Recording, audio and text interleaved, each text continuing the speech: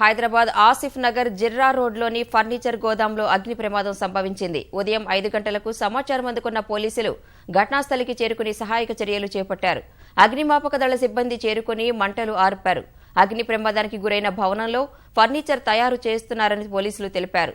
విద్యుదాఘాతం వల్ల ఘటన జరిగి ఉండవచ్చని అభిప్రాయపడ్డారు. అగ్ని ప్రమాదంలో భవనం పూర్తిగా నష్టపోయింది. ఫర్నిచర్ అంతా తగలబడినట్లు పోలీసులు వెల్లడించారు.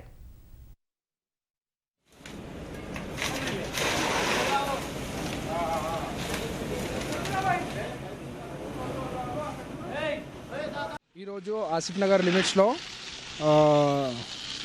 ఇక్కడ జిర్రా రోడ్ మీద ఇక్కడ ఫర్నిచర్ మేకర్స్ షాప్లో ఇక్కడ అబౌట్ 5:15 అట్లా మాకు డయల్ 100 ద్వారా మెసేజ్ వచ్చింది.